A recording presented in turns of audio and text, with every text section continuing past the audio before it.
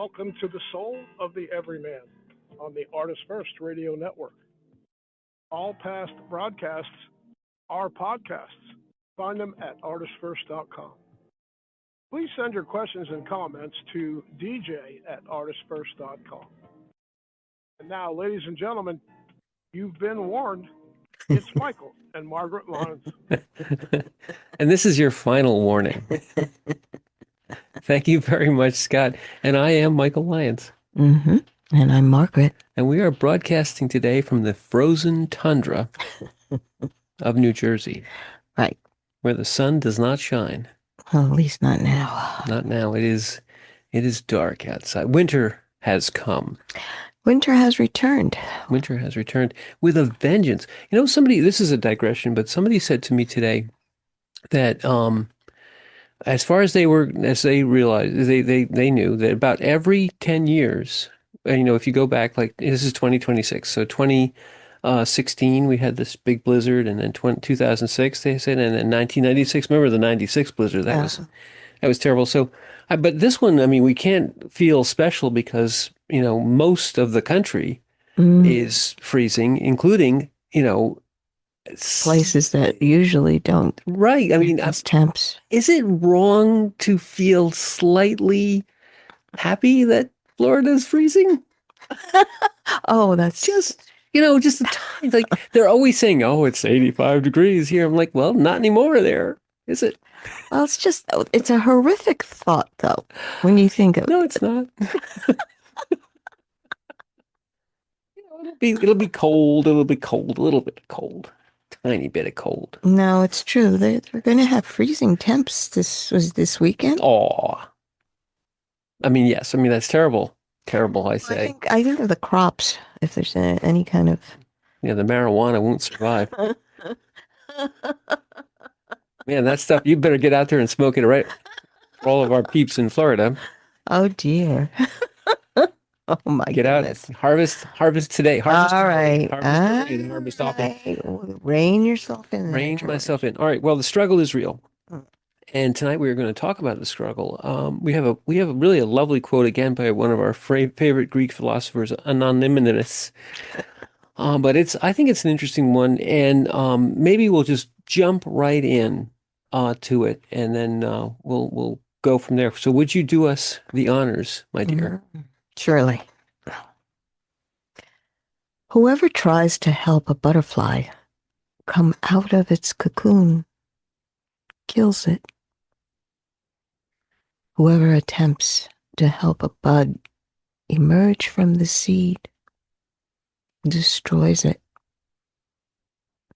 Whoever tries to awaken consciousness in someone who is not ready confuses him. There are certain things that cannot be helped. They must happen from the inside out. And I'd like to add, the struggle is real. Mm-hmm. And so the sentiment of this is lovely because it really expresses something which is somewhat universal. Is that take the example of the butterfly. I'm sure everyone has seen a video, usually of a monarch at one time or another, where it's emerging from its chrysalis, and that is a struggle. I mean, if you've ever watched, another example would be if you've ever watched, a chick trying to emerge from, or any kind of bird emerge from the egg, you have to let this almost seemingly helpless thing, in this case of the chick or the butterfly. They're really very, very weak seeming. You have to let it emerge on its own, but every fiber of your being wants to help. You see and you identify with the struggle. You say this thing it's a beautiful, delicate, precious thing, this tiny chick or this beautiful butterfly as it begins to emerge. And there's an instinct within, perhaps that comes, when you see your own children trying to struggle for, in argument's sake, when you see a child trying to walk, you want to help. But you've got to, at a certain level, realize that this is something which has to be done uh, on its own, and your perhaps well-intentioned instinct to assist or to help, as this wonderful quote says, you can end up doing far more damage than good, and in fact destroying perhaps what you intended to help. Well, it is instinctual that when you see something, especially when it's going through a process like birthing, so the butterfly's coming out of its chrysalis, you're like, oh, and if you actually watch it, you could just see the struggle. Mm. Everything in you identifies with, yes, I felt contained. I felt imprisoned, and you want to fight your way out. And there's a part of you, of course, it's like, I would love it if someone would help me. But the butterfly doesn't understand that if it's helped, it's never going to develop the strength to flap its wings to fly. It's forever crippled at that point, and unfortunately, it dies because it needs to fly to get to the flowers to eat. Mm-hmm. And again, helping humans in general, I think that's probably our main task, is figuring out when is it appropriate to help and when isn't it. Because frankly, most of the people I know, they do want to help. The heart just opens and like, oh, what can we do? But the more experience you've had on this world, you realize that sometimes putting a hand in is not going to be able to do what you really wanted to do. And you gotta experience a couple of those to realize that, wait, is this actually going to help this struggling life? Or am I doing something that's going to hurt it? You know, it's like the people that wanted to help people who were very, very sick and then wind up taking or being exposed to the same disease and suffering, if not dying from the same thing. It's like what can we actually do that actually helps? Very difficult. Seems to be a lifelong process, honestly. Any experience that you have comes to that point. You're speaking with someone and they're talking to you about whatever happens to be on their mind. It might be a problem.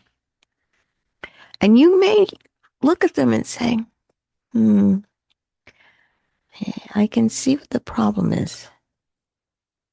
But they may not be open to what I have to say. In fact, it may just build up another wall. And it's so difficult to do. Especially if it's somebody you cared for and you love, and suddenly they have to step out on their own. And you know what can be done to help, but they're not ready to hear it. So learning to refrain from helping is a mature soul. Yeah, the restraint. I mean, I want to just go back because I love the point you started off with the butterfly, because I think this is an actual fact of the struggle that the chick or the butterfly is going through, that perhaps over millions of years, these creatures have evolved that struggle, and very similar when a child is born, the struggle of exiting the birth canal, and all the pressure and pain and everything that goes with it. We've adapted to that, and it's more than just a necessary thing. If you undergo a C-section, there are certain vulnerabilities that are of certain additional risks that come along with that, because part of all that pressure and squeezing activates certain things in the newborn. It closes certain parts of the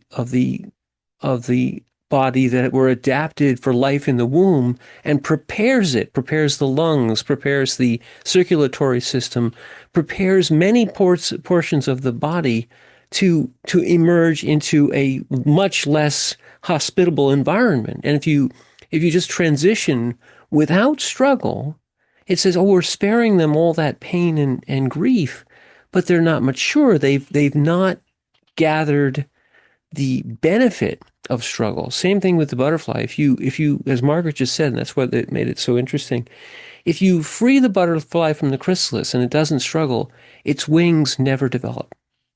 They remain two little shriveled up buds, because part of the muscles, yes, but part of the struggle forces fluid from other parts of this nascent butterfly into those wings. It makes them unfurl. It causes the butterfly to fully complete its transition. It went from basically a grub and then almost dissolved to nothingness, and then reforms itself into a completely different animal, almost a completely different being. But yet it hasn't, even with all that reformation, it must pass through this gate, this place of trial, to emerge from sort of a hospitable environment, which was sheltered, where it had to transform. But then in emergence, in crossing the gate, it truly becomes incarnate in a different type of universe, as we do.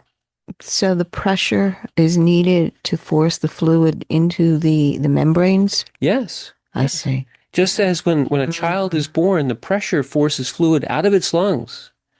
And it forces, there's, the umbilical cord is a direct connection into its circulatory system. And part of that pressure closes that.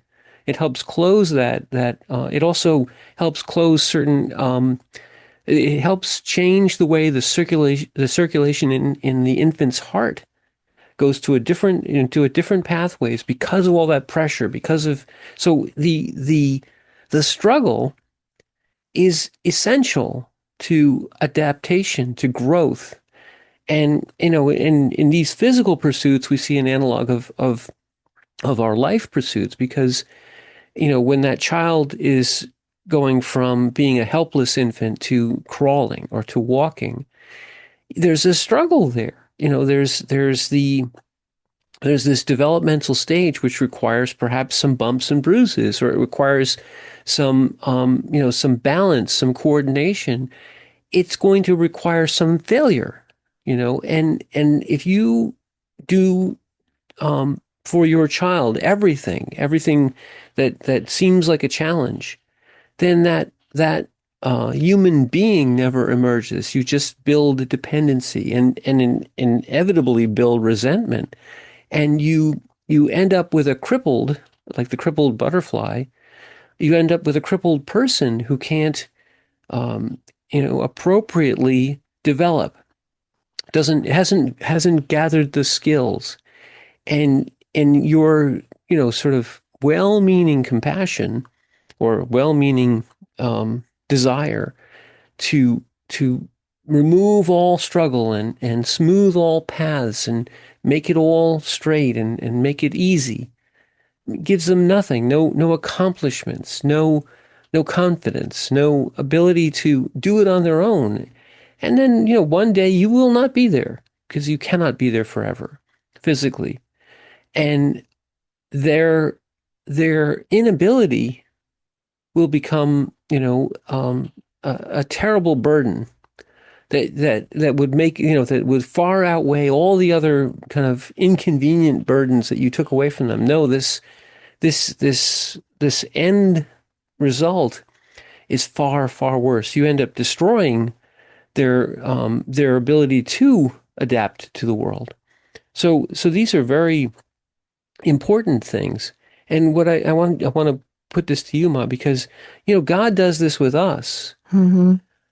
God lets us struggle. People say, well, why won't God take this away? Why won't God smooth all these paths? Why won't God never allow anything bad to happen to us? Because, in one sense, you can say there's many, many different explanations for this, but in one sense, we have to struggle. It's that we have to come here to deal with the challenges of reality, of existence, of incarnation, of relationships, of all the various, inconveniences and challenges that the universe rains down upon us every instant of the day. It makes us grow. It makes us develop. It fosters the nascent a realization of our being and our consciousness, and allows us to enter into and become part of the universe experiencing itself, of emanations of source, independent, but yet still tied back to source, having experiential interfaces with creation to participate. But participation does not mean everything's, quote unquote, great all the time. It's not. But in some sense, it is. But you need the challenges. You can't, the judgment of this is bad, this is good. No, it's all good. But it's only good because you will get the challenges, and then you will get the easy times, and you will realize that they're the same thing.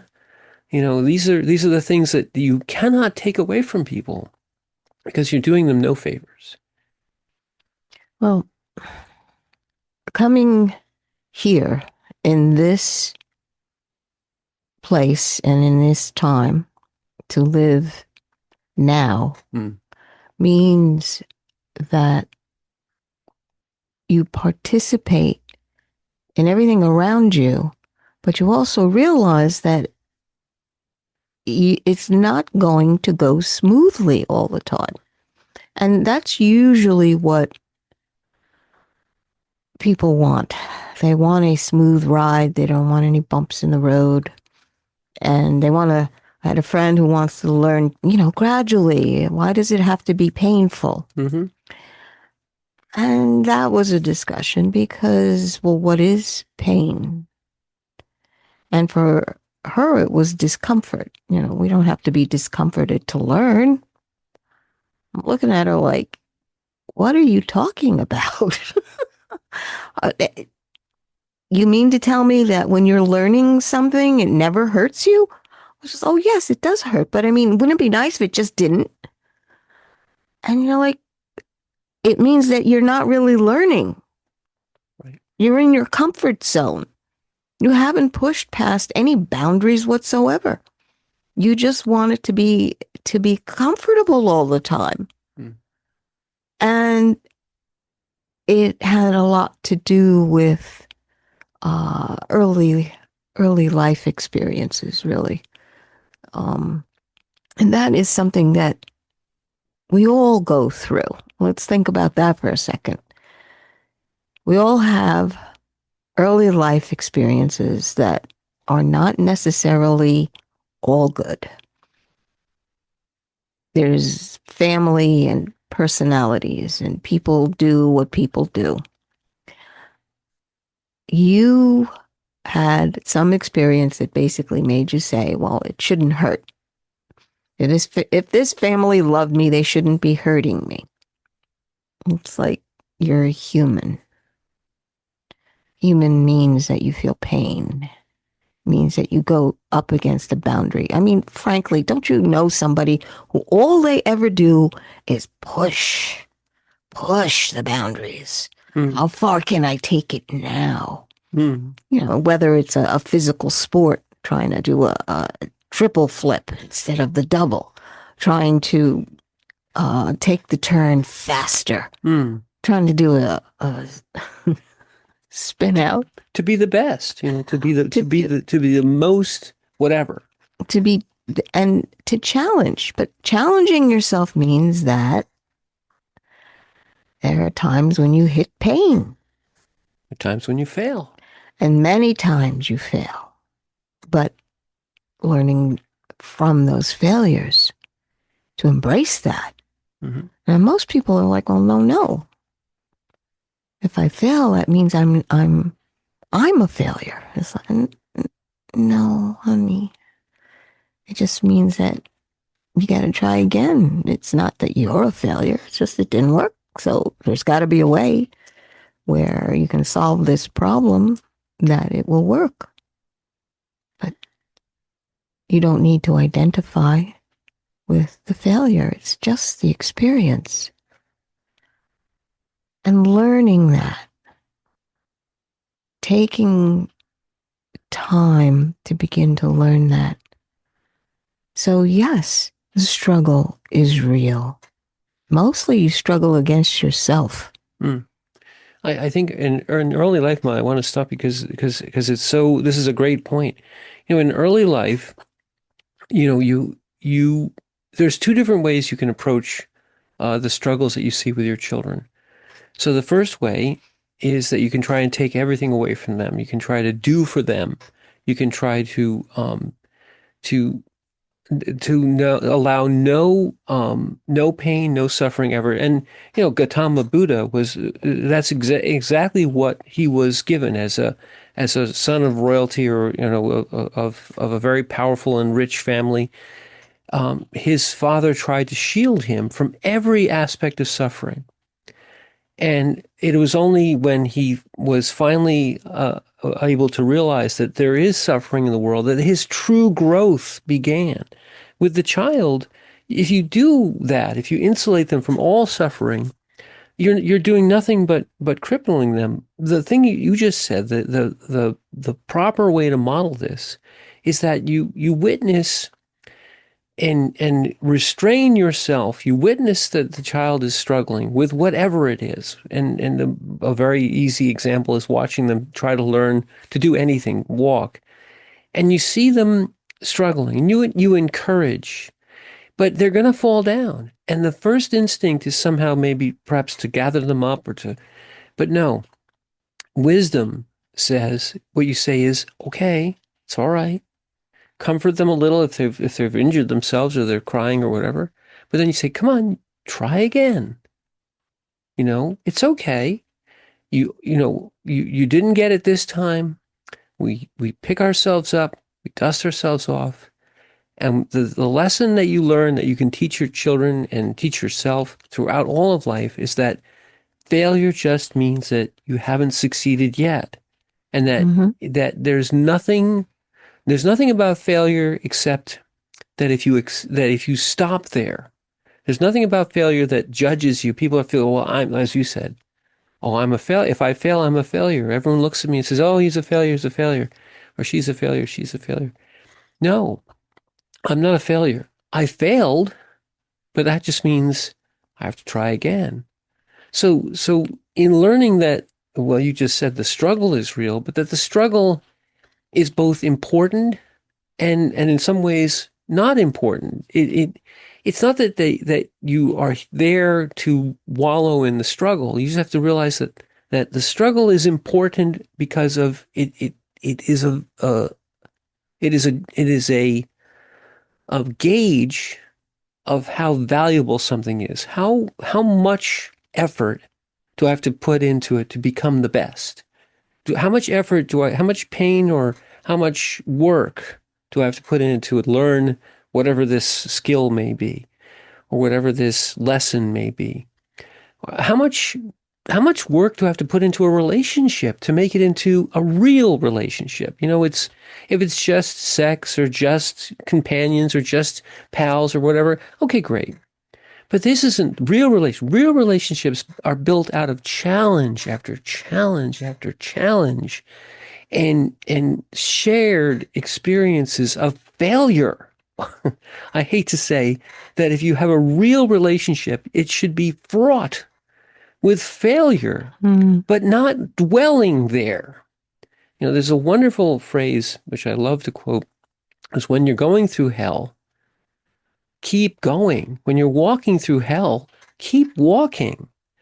because the struggle is real. You are in hell.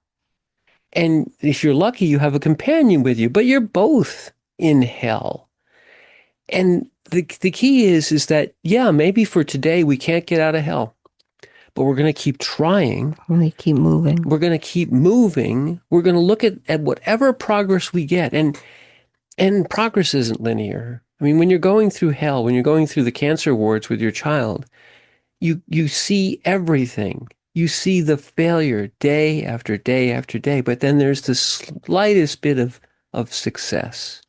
And it isn't the success of the world, because you say the world says, well, he died anyway, didn't he? So you failed. But that's true. The struggle wasn't whether we are going to live or die, because everyone dies. The struggle is how you lived, what you learned, and how the struggle informed your being, your life. And the progress that you make through as you walk through hell, and you can consider this veil of tears to be a form of hell. There's plenty of joy here. There's plenty of satisfaction, and there's plenty of happy and wonderful things, but there's plenty of suffering here. To go through this and try to pretend like it was tried to give into Gautama that somehow it can be lived with completely without suffering, or with, without ever having to inconvenience yourself to learn anything. You just kind of figure it out. And no, go ahead. His story was that his father was told that he was going to take the next step into enlightenment, and he wanted him to be the next king. Right. He had his own selfish. So he was trying to make sure that he would basically not learn anything. keep him happy. Right. But that is a misunderstanding of how much power you actually think you have. Because the way things unfold, they don't need your permission to unfold. They just do. When it's time. And his consciousness was ready to unfold. And you can't stop it. And you can't force it either. You have no control over somebody else's development that way. You help them as much as that you can, but their struggles are tailored to their life path. What God has given them to carry, to walk through. There is a reason for it. You may not know what it is. Frankly, most of us don't even know why we do what we do. So what makes you think you're going to figure out what the reason is for what's going on with your child's life? Never mind yours. So giving up the idea that I can control all of this. I can manage. I'm not really controlling. I'm just managing. Just managing, yeah. I'm not really afraid. I'm just concerned. Right. It's all the same thing. You're fooling yourself. Walking life is clearer if you're brutally honest with yourself. You don't have to tell anybody. You just be brutally honest with you. Right. You don't have to inform everybody that you're being brutally honest. You don't have to communicate this to anybody. You be brutally honest to you. It doesn't mean that you're judgmental. It's just this is what's happening. I failed at this task. But it doesn't mean that you sit there and judge yourself like, well, I'm a failure. No. You cut that off and flush it down the toilet. I failed at this task. That's the brutal honesty. What is your choices at that point? It's not to judge. That's the automatic, because you're trying to make yourself feel better in some strange form of way. So you start accusing yourself before somebody else accuses you. It's weird. Weird. Well, I would say it's very egoic, because the ego is wounded more by the identification with failure. Yes. So taking the step of, okay, I'm going to be brutally honest with myself.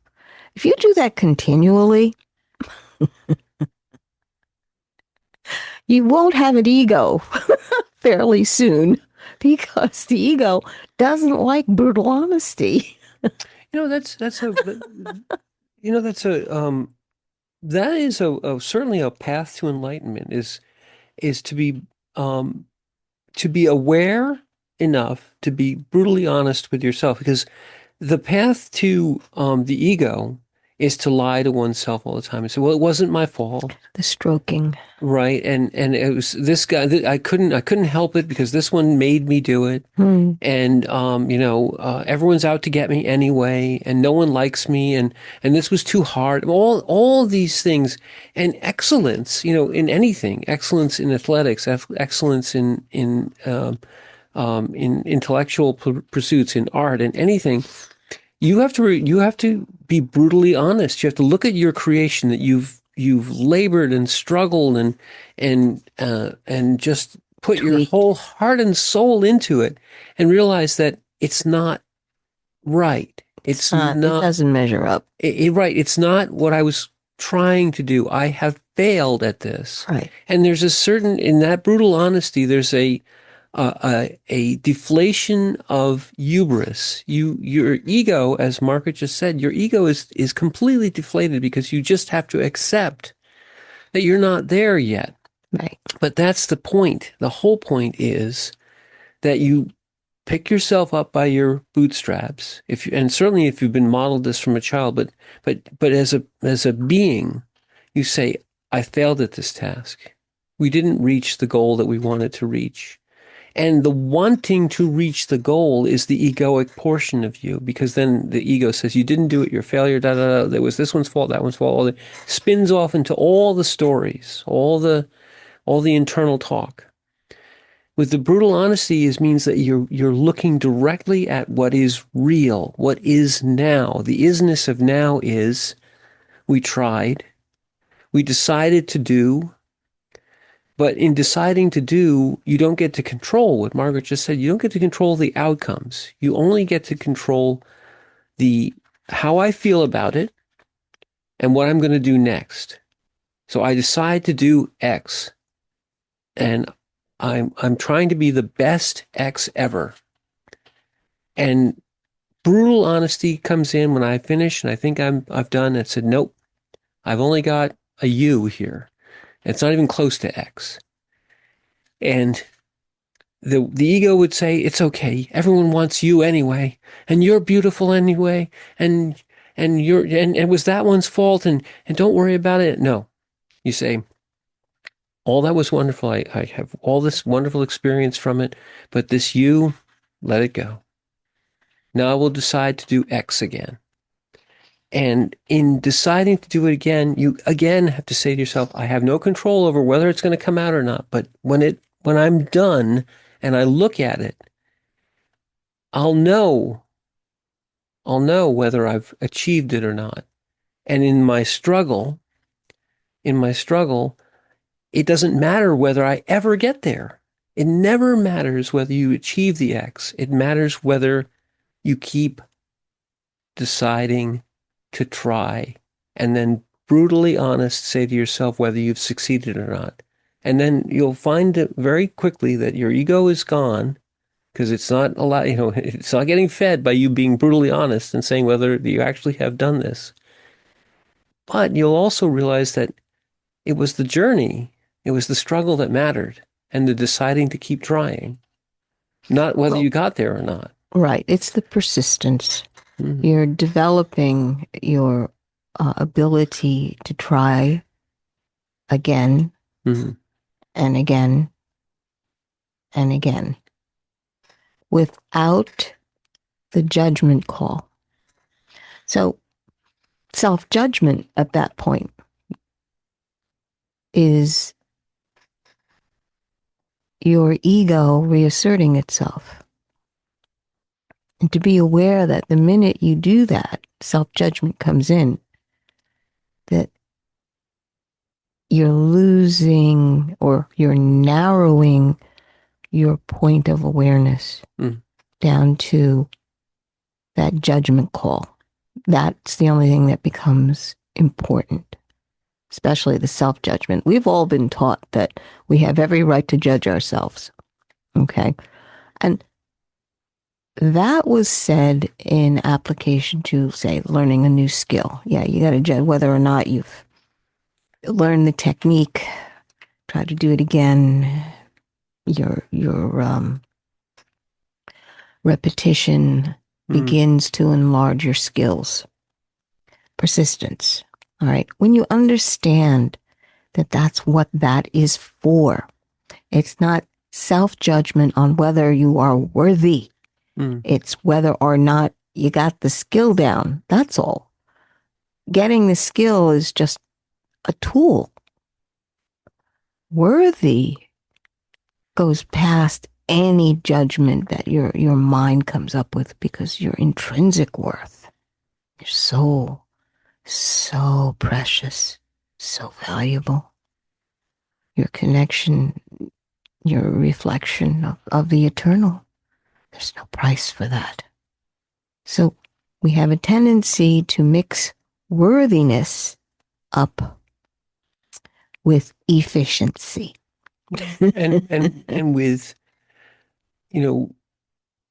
when you fail, if you say, as you just said earlier, I am a failure, it's the same thing as I am angry, or, I am unworthy. The I am is the egoic hook of identifying with failure, identifying with worthiness or unworthiness based on an action or an outcome.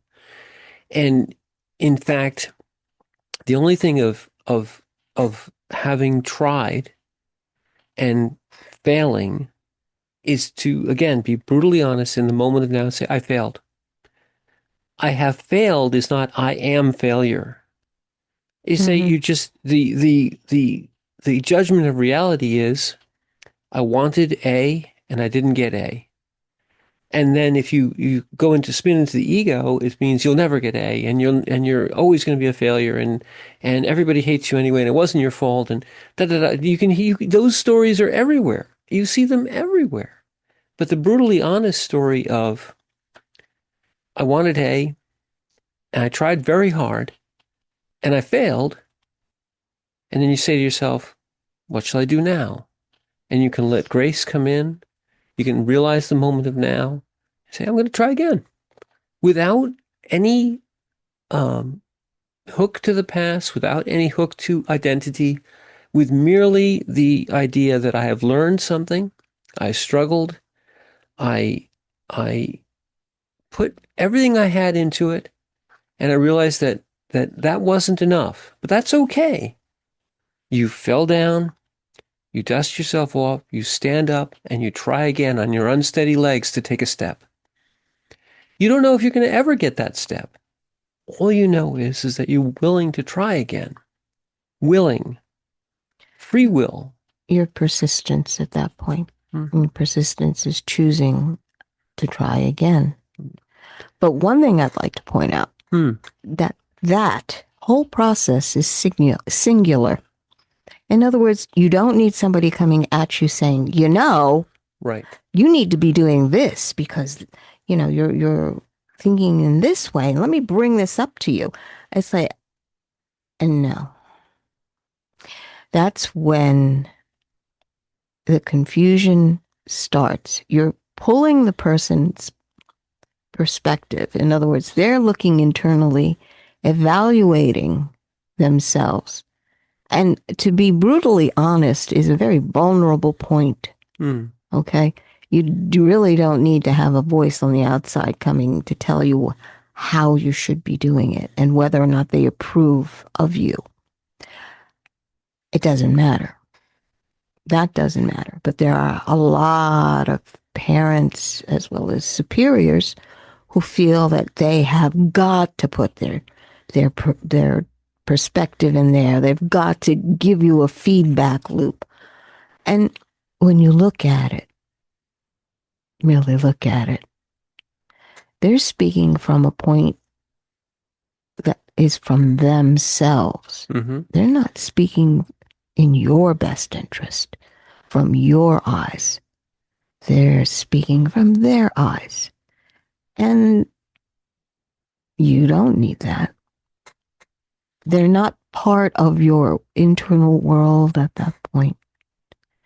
And to let them in, which is really a very intimate moment, it feels like a violation. Well, the very interesting part about what you just said, I want to, is that people will come to you ostensibly to help, but they're really there to take from you some of your attention and to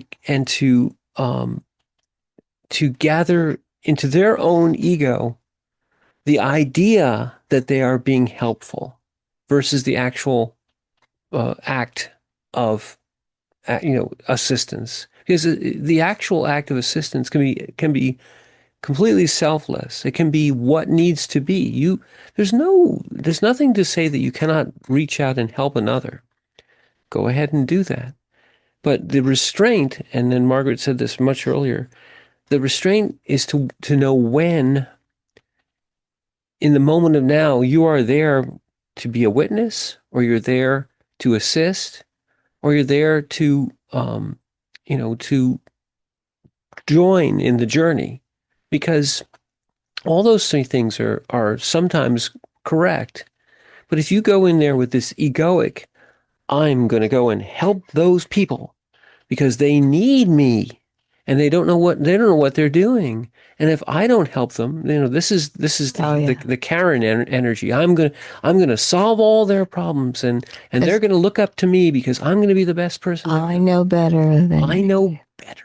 I know better. I know better the way this should be going. Right. And the truth is, it's just feeding that ego. Mm-hmm. And then the anger rises when the quote unquote help is rejected. Exactly. So, especially when that sequence happens, and the anger is there, you realize it came from an egoic viewpoint. Their anger in response to your saying, I don't need your help. And you're saying, the real response that you see with children is, I do it. Right. I do it. Why? Because in their visceral, in their non-egoic identity, they know it's their fight. Right. They know it's their life. And when you come in trying to take over their life in this egoic, pay attention to me, give your energy to me, and they very fiercely say in their broken little English, I do it. And you get angry. That's ego. That's the egoic mind. That's the I know better. And who are you to tell me what to do? And I'm going to show you what, I'm going to do it for you. That's the power struggle. Power struggle. You have brought the love relationship down into a power struggle of who can force the other person to do what they want. Right. And that's not the relationship you're looking for, especially in a family. But that's, again, this is the struggle. Mm-hmm. To be able to discern that, wait a minute, from my viewpoint, it should be this way. But from the child's viewpoint, they're brutally honest. I do it means that you're interfering with my learning process. Right. And they know it at that, without knowing how they know, because in a being state, this is my life, my unique spark, my emanation of the divine. And, I said this, I wrote this but life is a solitary pursuit. You have companions, you have relationships, but no one can live the life of another. You have enough trouble living your own, don't you? You don't have time to live any other person's life. You may think you do. but the ego will tell you do, because you're so good at living life that you can live everybody else's life too. And these egoic forms bring nothing but suffering. They bring suffering to you in your egoic hell, and you're doing nothing but meting out suffering to all those around you. And when the being rises up and says, "No, I do it," and your ego is offended and enraged, and how dare you tell me what to do? It becomes, as Margaret just said, a power struggle. Um, and in a relationship of a parent and a child, this can fracture that whole relationship for for good and gone. But in any relationship, true relationships, you have to work at that restraint. You for with the closest you are with anybody in this creation, they never actually experience your universe, nor do you ever experience theirs. We're all living in the universe, but everyone's got their own. Well, they have their own experiences. It's And their personal. own life. It's personal. It was meant to be personal. Mm-hmm. Your process is personal, and it has always been. You can look for aid, but no one can take this from you. Yes. That's part of the struggle, is you're looking around looking for somebody else to take this struggle from you. And you intuitively know that that's not really possible. And it's not right either. Well, people still, I mean, when you realize that what you're actually doing is looking for an out, that someone else can take this away, this feeling of uncomfortableness or pain, or it's coming from an egoic point of view. Now, that's barring, of course, you've got some sort of physical body ailment, something that's destroying your body. Yes, you would like the pain to be taken away. But at that point, body pain, you sit there and you go, I've got to manage this somehow. Mm. And that is another step into maturity. Mm. I mean, witness. This is Christ on the cross. This is Father. Uh, you know, will you take this cup away from me? But not my will, but your will be done. Think of it from the point of view of the ego would love to have the struggle. You can see that struggle taken away. The struggle, right? The ego would love to have this trial. You see the trial in front of you, and the ego says, "Well, I don't want to do that. I haven't got time for that. I'm too important to go through this trial and struggle. Let me get someone else to do this for me."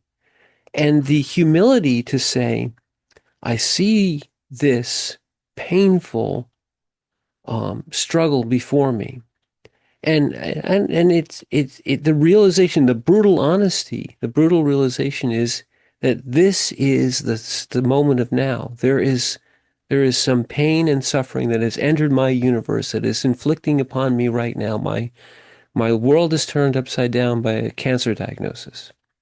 So here's your cup. And you say, God, please take this away from me. But if you say just that, it's egoic. Someone take this away from me.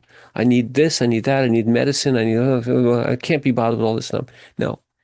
But if you say, I love this to not have to go through this. Yes, because you don't want to suffer. No one wants to suffer. It's crazy if you want to suffer. But you say, not my will, but your will be done, means it's the humility of reality. If I have to go through this, I say yes. And I'm going to do my absolute best. And I'm going to try to I'm going to decide that I'm going to go through this somehow. I'm going to live. I'm going to cure it. But you divorce yourself from outcomes by saying your will be done, because the universe may not grant you that wish. Right. And you have to accept that no matter what you do, the next step into hell may be your last. But it doesn't matter. If you accept that, then it's never your last step because you're not tied to the hell anymore. You've transcended it by accepting it. Mm-hmm. And that example, Christ on the cross, is a beautiful example of exactly that, is the humility of acceptance. And Tolle would say the from the outside, acceptance looks like you're giving up. No, you're giving up nothing. You're just saying, I don't control the universe. I only control me, and I only control my will to continue. And if you never break that will to continue, or that will to say, I will try again, then you never can be defeated, because nothing that happens is a defeat. It's just what is. And what is never a defeat. It's just what is. Mm-hmm.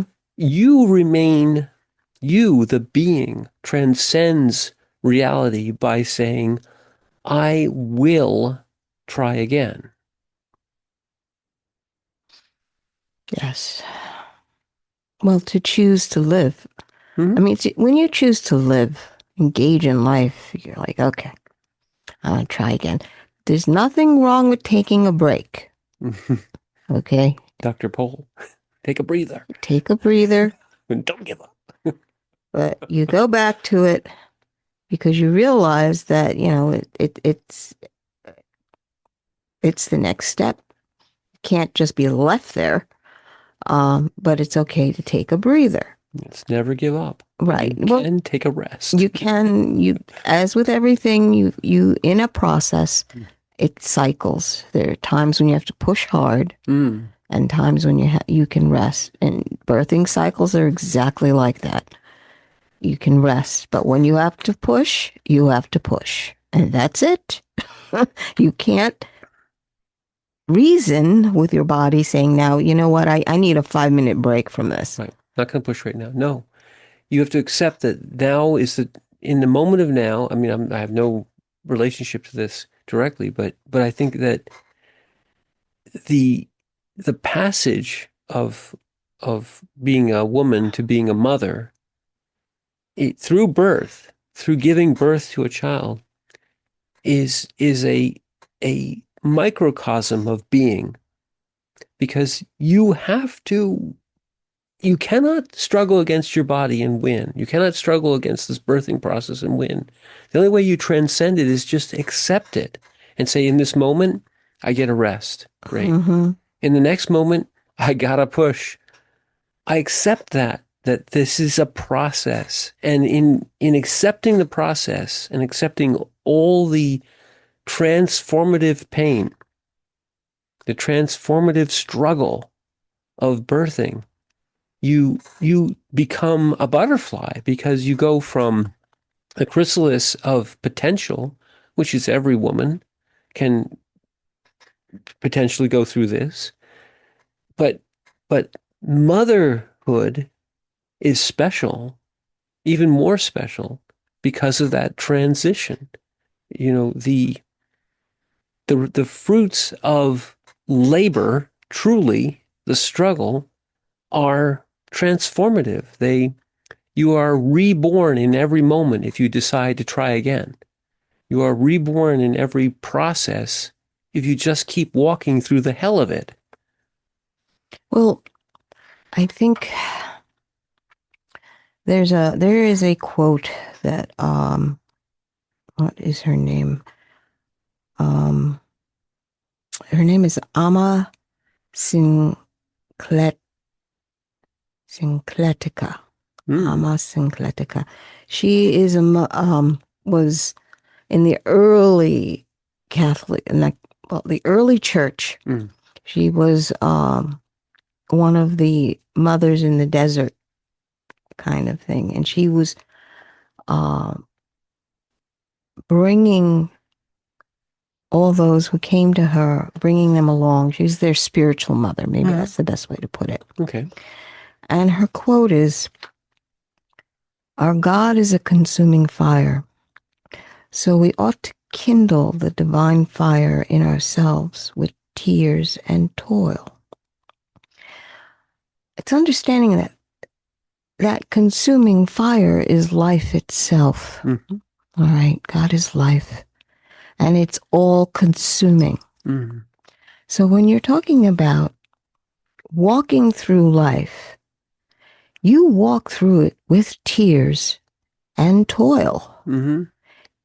And those two are part of the experience. It's understanding that the tears themselves, the moments that bring you to tears, are normal, and you must shed them. You can't just hang on to them. Mm-hmm. The tears help cleanse you. It cleanses your soul of the pain. You've got to cry. Even if your eyes, you run out of tears, okay? Been there. We've all been there. Cried so much you have no more tears, but you're still crying. And you're letting go in that moment. And it becomes an eternal moment, mind you. It's a sacred moment when you release your tears. And then the toil comes in. Why? Because after you've gone through pain, and series of pain, series of tears, you never come out the same. Nope. Your soul is changed in that moment. It's like the equivalent of all the struggles that you see in the butterfly and the chrysalis. And in each struggle, there's a transformation that happens to your soul. Incremental, but still a transformation. And it strengthens your wings. It strengthens what you are coming into. So what is the toil? The toil is focusing in on the new life that you see, because when you open your eyes again and take stock of the world around you after going through that pain again and again and again, the world is different, very different, and you must toil to keep that perspective. You struggled. You earned it. To get to this point. Right. And you need to embrace the fact that the transformation has happened. One thing, I know we're almost done, but the other thing, as you go through this, you'll realize that the toil and the pain and the struggle and the development, the rebirth, all of it is joy at the end. Living. Because living is joy regardless of the path. That is the being state. You return to that clarity. And we have come to the end of our hour. The struggle is real. And the struggle is real. So I'm Margaret. I'm Michael. And thank you for listening.